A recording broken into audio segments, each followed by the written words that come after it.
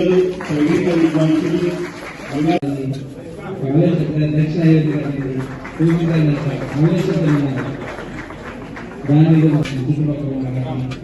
ఈ మాడవీధిని నిర్మించాను. నేను కేవలం నేను నా కుటుంబ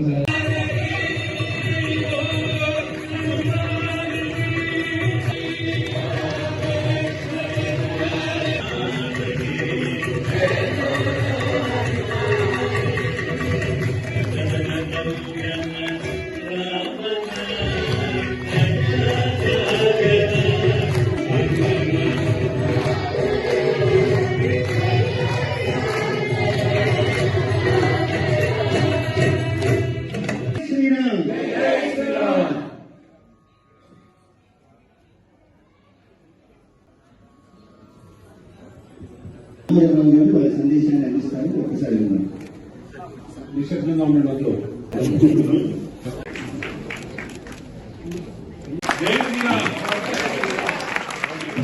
ఈ కార్యక్రమాల కోసం నిజంగా యావత్ భద్రాచలంలో మీ అందరికీ మా యువ తరఫున మా టెంపుల్ తరఫున మీ అందరికీ ప్రత్యేకం ధన్యవాదాలు. ఈ యొక్క కార్యక్రమంలో పాల్గొన్న ప్రతి ఒక్కరికి పార్టిసిపేషన్ ప్రతి ఒక్కరికి పేరు పేరున శుభాభివందనాలు. 393వ జయంతి సందర్భంగా ఉత్సవాలు జరుపుకోవటం ఆనవాయితీగా వస్తుంది.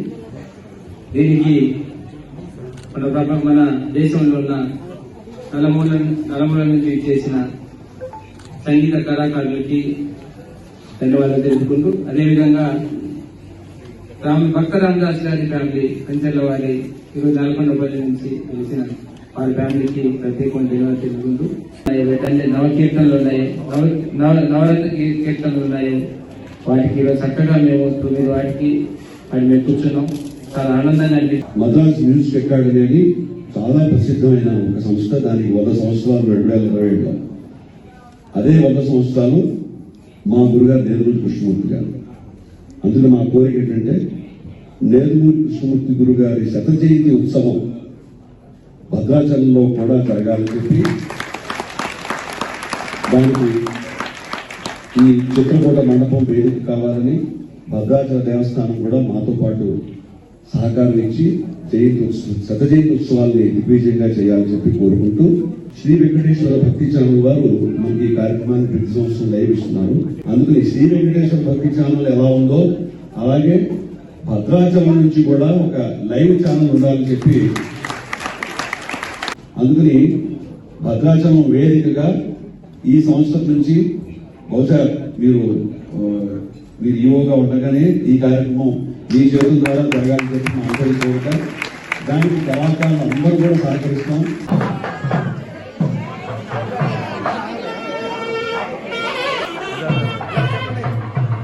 Good.